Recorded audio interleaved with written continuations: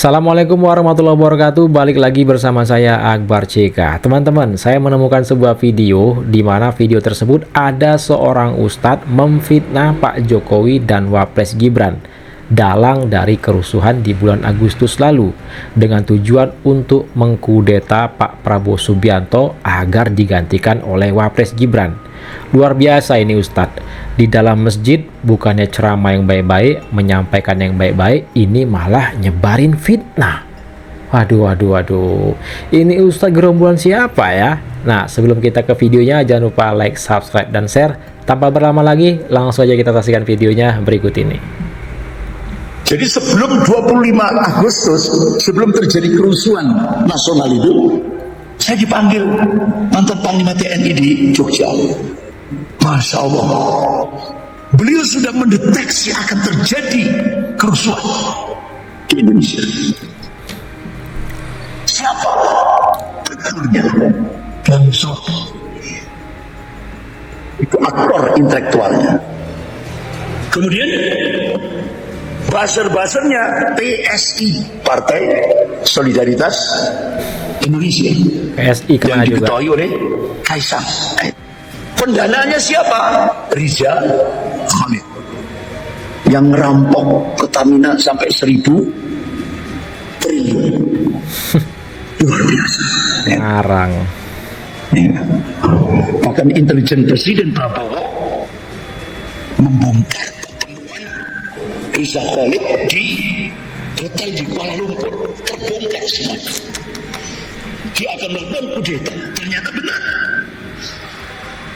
Bahkan saya diberitahu oleh Pak Gatot perinci sekali. Oh, gerombolan Gatot. Struktural yang dilakukan oleh Genso. Jadi tujuannya apa?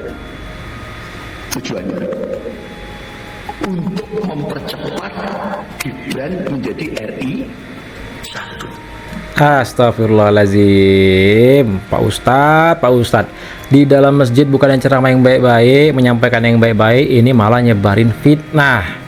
Katanya juga nih, ya, buzzernya kader PSI, terus bilang juga intelijen Pak Prabowo Subianto, ya, intelijen Pak Prabowo Subianto menangkap basah, ya, menangkap basah pertemuan orangnya geng Solo dengan pendana Rizal Khalid katanya. Ini memutarbalikan fakta ya, memutarbalikan fakta nih Ustadz ini ya. Ketahuan dia gerombolan siapa. Bukannya Astagfirullahaladzim, ini Ustadz di dalam masjid bukannya ceramah yang baik-baik, menyampaikan hal yang baik-baik, ini malah menyebarkan fitnah. Bagaimana mungkin intelijen Pak Prabowo Subianto itu menangkap basah pertemuan antara orangnya geng Solo dengan si pendana, kata dia tadi, si Rizal Khalid, ya, saudagar minyak yang sekarang jadi buronan. Ini memutar balik. Astagfirullahaladzim, Ustadz di dalam masjid bukannya ceramah yang baik-baik, menyebarkan hal yang baik-baik, ini malah menyebarkan fitnah kepada Pak Jokowi dan juga Wapres Gibran. Logika saja, kalau seandainya memang ada intelijen Pak Prabowo Subianto membongkar pertemuan antara orangnya Pak Jokowi dengan siapa, Rizal Khalid, ya, raja minyak yang sekarang jadi buron, nggak mungkin Pak Prabowo Subianto itu diam kalau memang betul ada upaya kudeta dari Gibran Rakabuming Raka. Ini ngarangnya luar biasa ini ya. Mereka ini memutarbalikan fakta. Padahal Rizal Khalid itu dekatnya dengan siapa? Dekatnya dengan Anies Baswedan. Bahkan mendanai Anies Baswedan untuk mengikuti Pilpres 2024. Ketahuan kan? Mereka ini gerombolan siapa? Gerombolan Gatot Nurmantio. Mereka siapa? Ya, pendukung Anies Baswedan. Astagfirullah, Ustadz. Saya juga ada menggugat kandidat atau calon presidennya malah. Saya gugat malah status kewarganegaranya. Saya sebut Anies Rashid Baswedan. Persyaratan subjektif yang kurang tentang kewarganegaraan. Saya sekarang punya bukti bahwa dia bukan WNI. Subhan Palal sebut Anies Baswedan bukan WNI. Ini gimana teman-teman? Silahkan ketik komentar kalian di kolom komentar ya. Bukan minta antar kita pengen lihat dia sekolahnya dulu.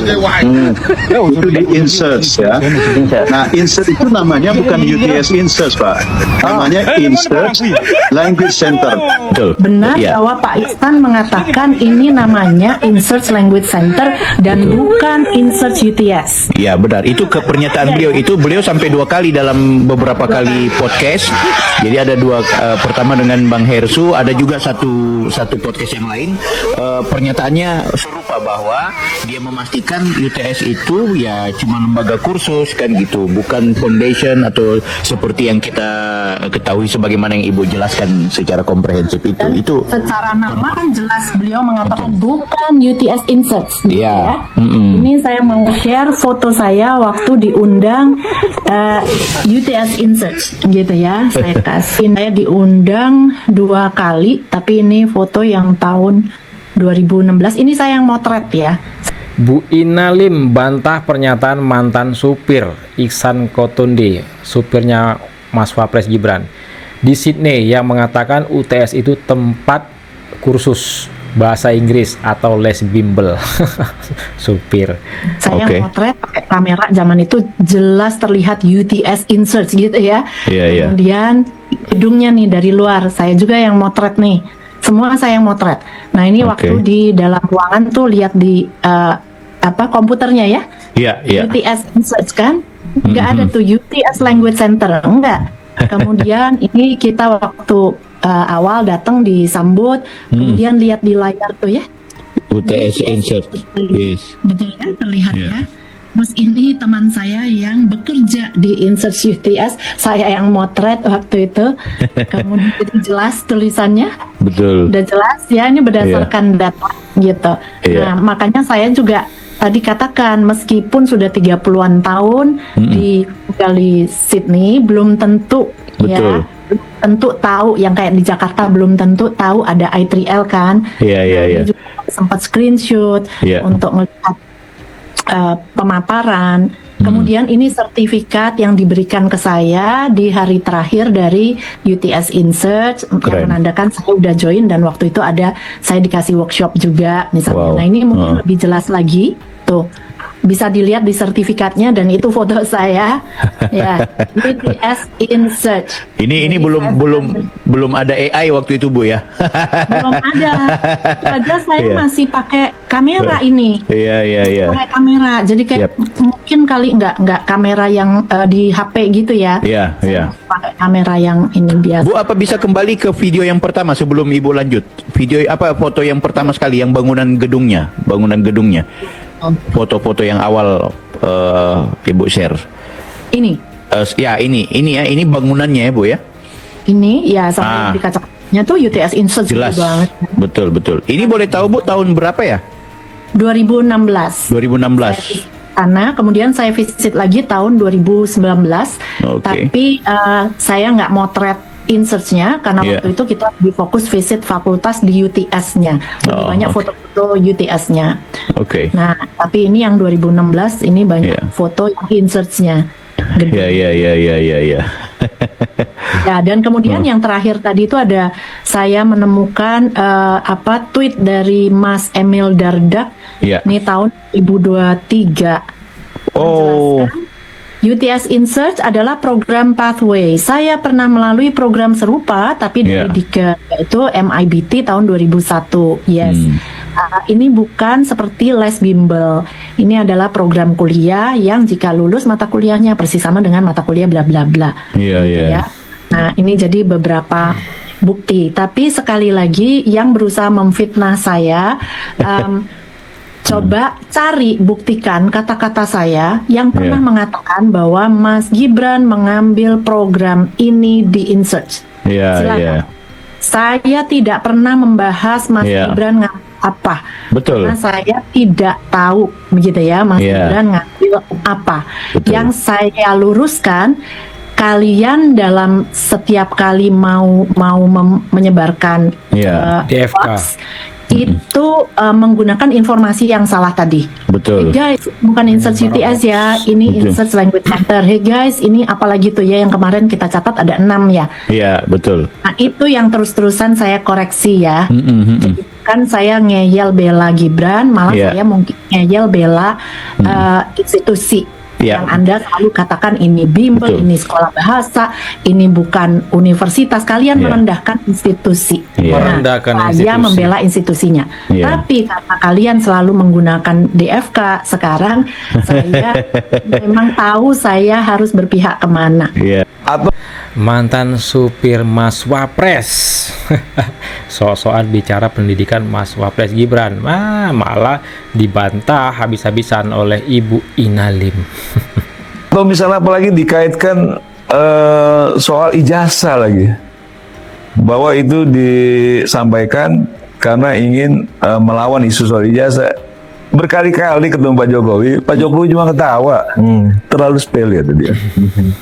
Karena memang itu kan kosong sebenarnya, gitu loh.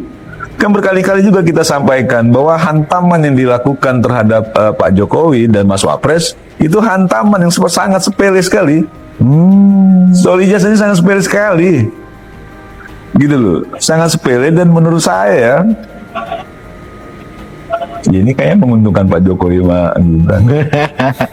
Jadi televisi lah dan media lah membuat ini seolah-olah drama yang seolah-olah Pak Jokowi tersudut, Pak Jokowi terzolimi dan seterusnya.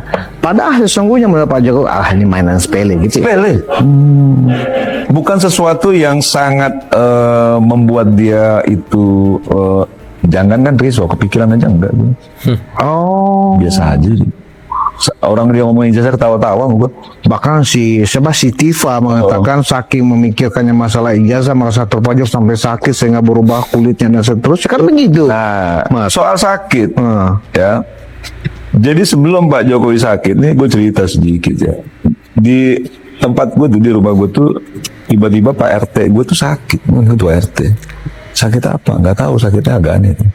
Gue jenguk, betul.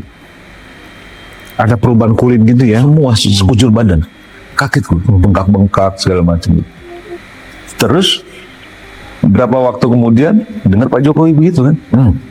Kok mirip gitu? Kok mirip ya? Kok jangan sama gitu? Nah kemarin waktu ketemu, gue konfirmasi nih. Kebetulan sebelum ketemu Pak Jokowi, ketemu juga dokter kepresidenan nih. Iya. Gue tanya kan, Iya. sakitnya apa Bapak? Gue bilang, sakitnya model begini-begini nggak seperti Pak RT saya. Oh iya Mas, karena kemarin ketemu Pak Jokowi. Oh iya, saya bilang itu RT saya udah sembuh Pak. Gue bilang udah kembali normal, dia pakai salep. Dia pakai salep gitu, dikasih dokter lah pakai salep, dia sembuh. Nah itu kan seperti kayak ganti kulit. Iya. Badannya itu sehat Bu. Cuman kulit ya. Kulitnya, jadi kulitnya nih yang bermasalah nih. Jadi nanti dia ganti. Dan itu yang sekujur badan. Termasuk Pak RT.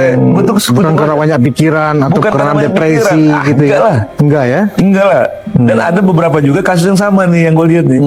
Gitu loh, kena virus itu. Dan mungkin ya namanya juga kita hidup di alam bebas gini kan, kadang juga kita nggak tahu juga virus masuk dari mana, daya tahan tubuh lagi nggak bagus segala macam gitu. Jadi kalau yang disampaikan para pembenci itu bahwa pikiran sorry ya kan gitu ya. Pak Jokowi sama sekali nggak kepikiran tuh. Dia happy banget dia. Iya. Dia happy banget. Dia apa ya gimana ya? Bukan menikmati ya. Gue nggak juga anggap menikmati suatu isu. Tapi bahwa dia anggap ini tidak penting untuk terlalu dipikirkan, itu jelas 1000% itu nggak penting. Karena menurut begini, orang sejak awal ya, sejak pelantikan Prabowo Gibran itu mengincar Pak Jokowi, mengincar Mas Wapres gitu, karena masih berkuasa Mas Wapres sebagai bagian dari kekuasaan gitu. Itu kan nggak punya isu lain. Kan akhirnya dia mengambil pilihan isu yang masih bisa diperdebatkan. Kan isu yang masih bisa diperdebatkan nih. Walaupun itu sebenarnya yang dilakukan oleh mereka kan tidak benar, tidak punya basis data yang mumpuni. Tapi itu kan bisa diperdebatkan. Makanya gue kesel kalau sama orang-orang itu, selalu gue bilang ini ya kebohongan di suatu pembenaran dalam perspektif banyak orang. Kan itu aja sebenarnya. Dan nggak apa ya, nggak ada isinya. Sekarang mulai Mas Wapres lagi. Tapi kita mengerti juga kalau ini kan bagian dari desain besar ya, skenario besar bagaimana untuk melakukan upaya perpecahan terhadap Pak Jokowi dan Pak Prabowo yang sebagai simbol bersatunya kekuatan politik dalam kontestasi yang lalu yang akhirnya memenangkan pertarungan. Kenapa harus dipecah?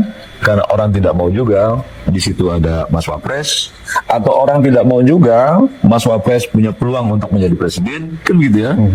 Kan ini semua kepentingan politik sebenarnya, kan gitu ya. Yang akhirnya kita melihat, oh ternyata segarang-garangnya Rismon sama Roy Suryo cuma pion.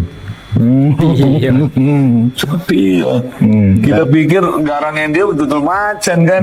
Kita pikir wah. Berarti di belakang mereka ada Grandmasternya ya? Banyak. Oh, dan itu sudah di tangan Pak Jokowi itu ya? Pasti. Gitu. Pasti. Cuman jangan salah-salah prediksi aja. Kadang kan beliau kan ini ada orang besar kan gitu. Nah, orang berbadan besar juga. Mungkin juga ya agak setengah besar mungkin. Ya kan gitu. Jadi ya menurut gue ya kita ikuti aja ya, kita menikmati. Jadi kalau beberapa kali Pak Jokowi sama kita ladeni semuanya gitu.